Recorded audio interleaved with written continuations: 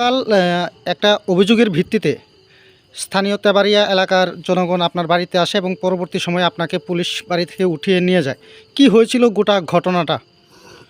Actually যে টেমা নামে যে ছেলেটি আমার সম্বন্ধে ভিডিও ভাইরাল করেছে, ওই ছেলেটি অনেক দিন ধরে আমার সঙ্গে সেলসম্যান হিসেবে কাজ করতো। তো কাজ করতো, আমার বাড়িতেই থাকতো, আমার বাড়িতেই খাইতো। তো কিছুদিন ধরে এর গতিবিধি ঠিক মনে হচ্ছে না। তারপর গাড়ি থেকে 3-4 সেট মাল বিক্রি করার পরে তো তার কাছে 6,000 টাকার মতন আসিল। ওই টাকাটা আমি চাওনে, সে টাকা না দিয়েই পরের দিন যেদিন বিক্রি হয়েছে এর পরের দিন সকালে ভোরবেলা আমার না করেই গেছে গা। তো ওই কারণে সে আমার টাকা না দেওয়ার কারণে দিত না কইয়া সেরা আমার বদনাম করার কারণে বদনাম করবো কইয়া সেরা এই ভিডিওটা ভাইরাল করছে, যেটা কোনো এরকম কোনো সত্যতা নাই।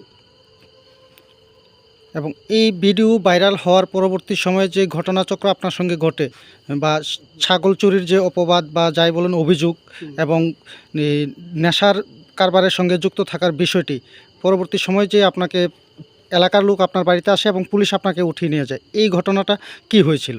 এই তো যে সময় ওই দিন রাত্রেবেলা যে আমাকে উঠিয়ে নিয়ে যায়, তারপর পরের দিন সকালবেলা যে এই ভিডিওটা যে মিথ্যা, সে যে দুর্নাম ছড়ানোর জন্য আমার ভিডিওটা করছে, এটা বোঝার পরে ছাগলের যে মালিক ওনার সঙ্গে কথাবার্তা বলে আপোষ মীমাংসা হয়ে তারা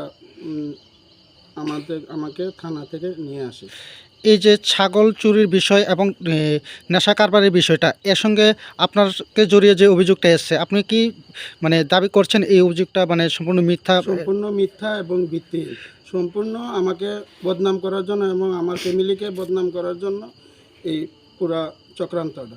এখন যে আপনাকে বদনাম করার জন্য এই কাজগুলো করলো, তার বিরুদ্ধে কি আপনি কোনো আইনি পদক্ষেপ গ্রহণ করেছেন না করবেন? না, করব, প্রয়োজনে আইনি পদক্ষেপ নেব, যত দূর যাওয়ার আমি এত দূর যাব এটা প্রমাণ করার জন্য। আপনার পরিচয়টা দাদা? আমার নাম অভিজিৎ সরকার, পিতার নাম রেবতী সরকার।